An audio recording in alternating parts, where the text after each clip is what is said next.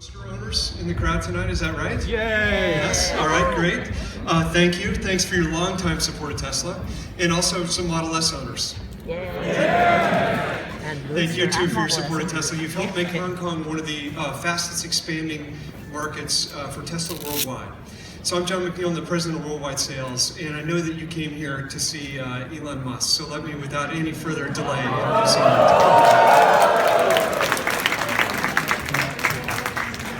Hey, welcome everybody.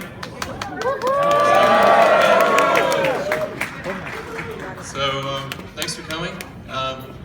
And I know there's a number of longtime Tesla supporters in the crowd, so thanks for your faith from the beginning.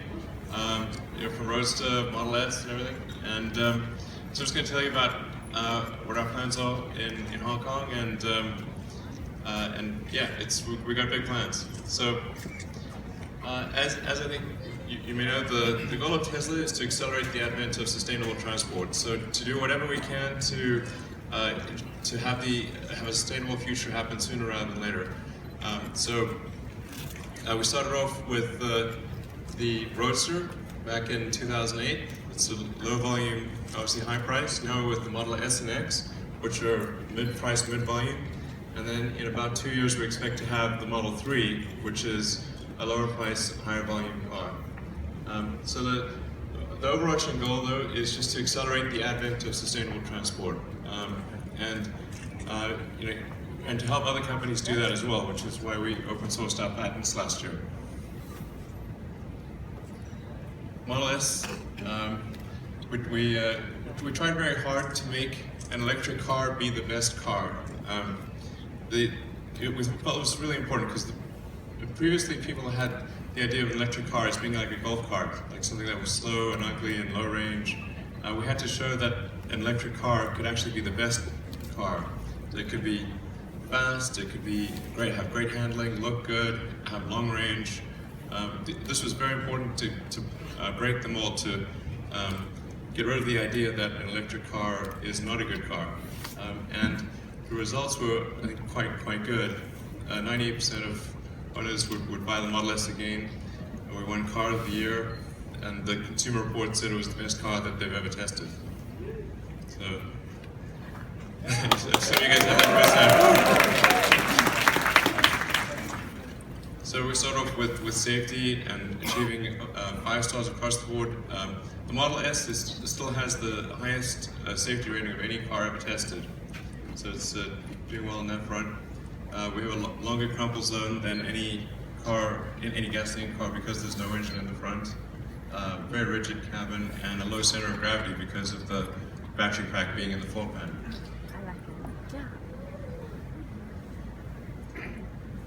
And then it's also all-wheel drive. It can make it to 100 kilometers in under 3 seconds. It has a range of almost 500 kilometers.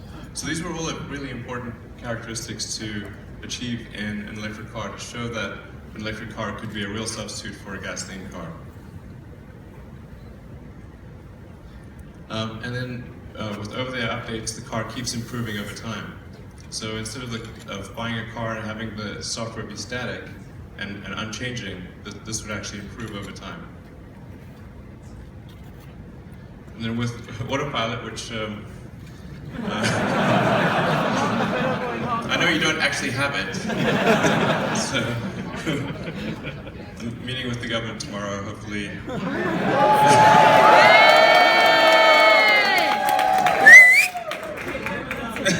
Well, we're going to have some conversations, and hopefully they will consider allowing us to release Autopilot in Hong Kong.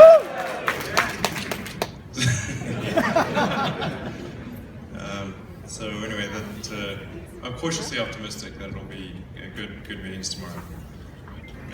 Anyway, this is going to keep getting better over time with the software updates. And we'll take it as far as the sensor suite will allow. So I think which is actually pretty far. And that's combining the camera, the radar, the sonar, and the GPS. And it's worth maybe showing like some of the key statistics. In 2004, Tesla was just 5 people. Now we're almost 15,000. And 5 years ago, we were making about 600 cars a year, and now it's 50,000 cars a year. So it's good progress, I think. And part of the fact that we've saved over 150 million liters of gasoline. So it's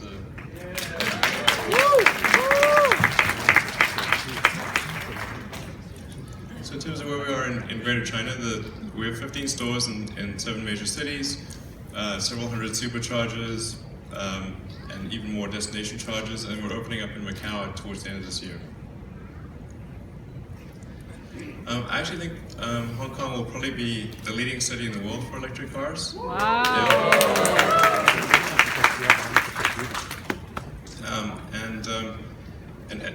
Yeah, so I think it's going to be really a leading light because I think it'll actually have more EVs per capita than any other city, which means we'll pioneer figuring out how to do charging, how to handle the large number of electric cars on the grid, all of these issues, which will then be a good example for the rest of the world. I think Hong Kong is the perfect city for electric vehicles. It's that sense of movement, that sense of dynamism. The Hong Kong people, they want to go everywhere fast. Tesla's really taking off. It just makes sense. The number of Teslas on the street I'm seeing are just kind of double, triple. Now you see easily a dozen Teslas on the roads every single day.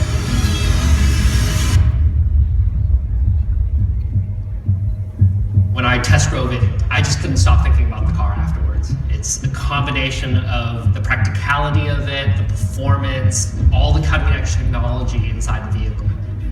We've got a 5-person family. Every day I feel comfortable with them strapped in the back of that car. It's one of the safest cars on the road today, if not the safest. I decided to buy a Tesla 2 seconds after test drive. The moment you put your foot on the pedal, it has the performance of a very good sports car. I drive it everywhere. Tesla has installed superchargers in all the most convenient locations so people can charge while they're out shopping. I love it when you have this Tesla only sign. You don't have to worry about running out of battery. Hong Kong, there's no reason it cannot convert 100% to electric transportation. We do want to reduce the carbon footprint, especially here in Hong Kong. We need to preserve the air quality.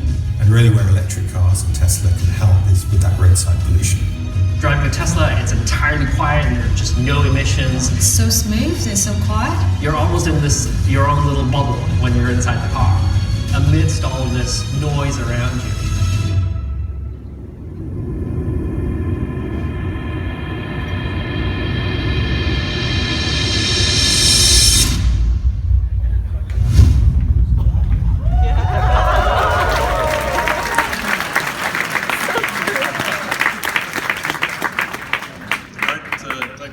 Thanks to the customers that were part of the video. Anyway, so we have a very exciting 2016 coming up. The second half of the year, we've got Model X that'll be coming to Hong Kong. We've got a huge new service center that we're building, so that should help reduce some of the service time challenges. And then we're also expanding the charger network substantially. But it's always important to remember that this is just the beginning. There's over 90 million new cars and trucks produced every year, and less than 0.2% are electric vehicles. So there's still a huge way to go to transition the world to sustainable energy. So I think that's something with bearing in mind. It's really just the very beginning. So, but we do expect that Hong Kong will be the leader of any city in the world for sustainable transport. All right, that concludes the introductory remarks. I'm going to answer a few questions. We know that Tesla is a huge success in Hong Kong, but however, most of our car owners cannot install their own chargers, and we don't have a very good public charging infrastructure. The pace of the supercharging network expansion cannot keep up with the growth of the new vehicles. This we can see that soon will become an obstacle for Tesla growth in Hong Kong. So how do you think you can overcome this challenge? Thank you. Sure. So that's a great point.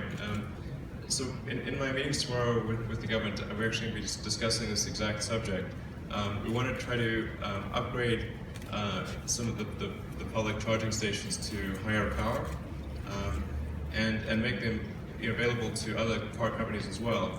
But we really want to work with the government and offer our technology for upgrading the public charging spots, because my understanding is that there's maybe as many as 800 or even 1,000 public charging spots, but they're low power.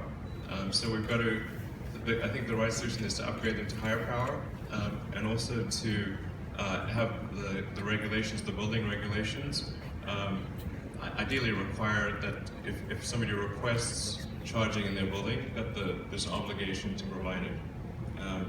Because in the long run, the best way to charge your car is to charge it the same place you charge your phone. If you have to go to a third location, that's generally undesirable. Most convenient is where your phone is charged, that's where your car should be charged. Except for long distance driving, of course. But that's the basic idea. So regulatory changes, and then providing whatever technology and support that we can from a Tesla standpoint to the government to upgrade the public charging stations. I think over. Hi Elon, my name's Mark Webb-Johnson. I'm a Roadster and Model S owner. Firstly, before my question, I'd just like to say in the last 5 years, we've had George come, we've had Jerome come, but today is really special. Thank you so much for making this trip. Well, thank you for supporting Tesla. So, as well as the Roadster and Model S, I've got a Model X on reservation. So, of course, the question is, what is the plan for right-hand drive Model X, and when are we going to see them? Well, the plan is to, for right-hand drive X's, is we should be starting production of those around the middle of this year. So hopefully this summer is when we should be delivering the right-hand drive X's. Sorry, it's always hard to tell where the... Over here. Over where? By the side. All right. John Bauer, I'm here with Charged Hong Kong, which is Hong Kong's charity representing EVs. Again, thank you for coming. Specific question about autopilot. One of the most successful campaigns online for in the last couple of years was for Blend Tech. I don't know if you saw that one. Can you blend it? There's simple demonstrations of the technology. I've been sort of waiting with bated breath to see a cascade of good news about autopilot and the situations it's saved. And all we've seen has been the disaster movies.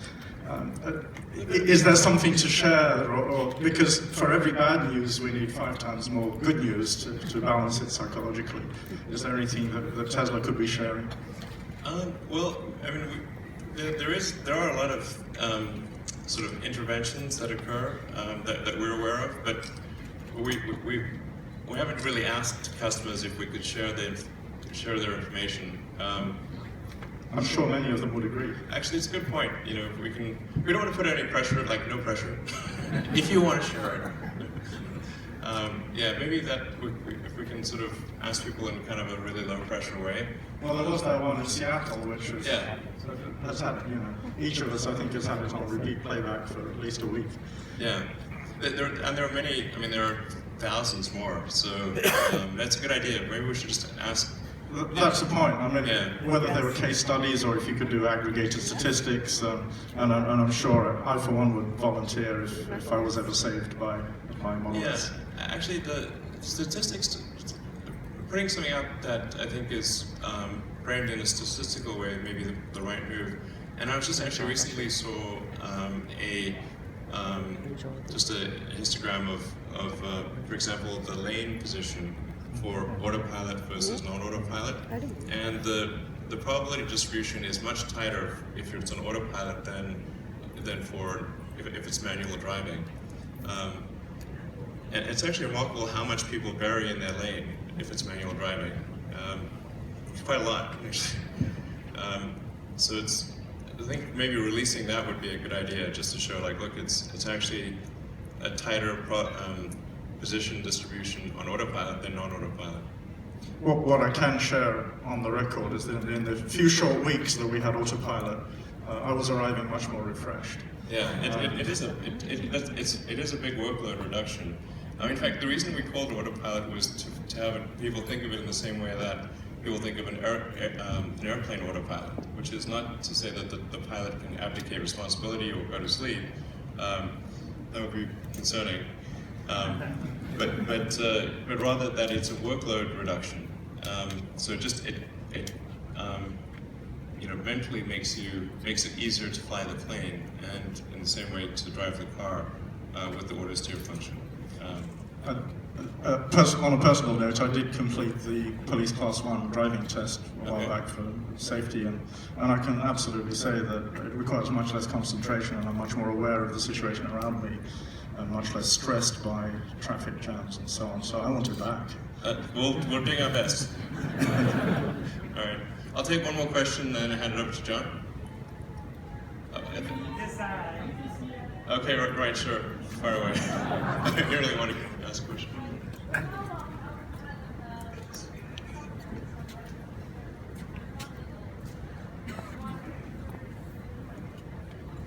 Okay.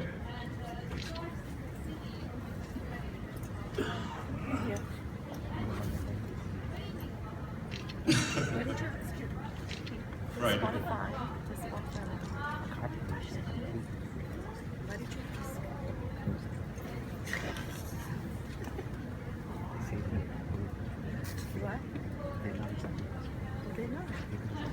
Sure.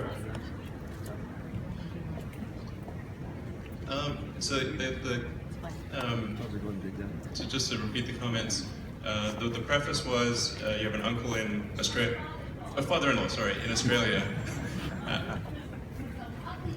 and he likes it. He said, yeah. Okay, so he loves using autopilot in Australia. Yeah, and so your father-in-law thinks that autopilot is a better driver than he is. So that's a good compliment. And the question was, with respect to apps, will we when we'll be able to download apps and whatnot into the Model S? I think as we've sort of thought about it more, the logical thing to do from an app standpoint is to maybe allow apps on your iPhone or Android to project onto the center display, as opposed to try to create a new app ecosystem. So that's probably going to be our focus in the future, is enable you to project apps from your phone onto the center screen. I think that seems like the logical move. All right. Well, once again, thanks everyone for coming, and I hope you have a great night.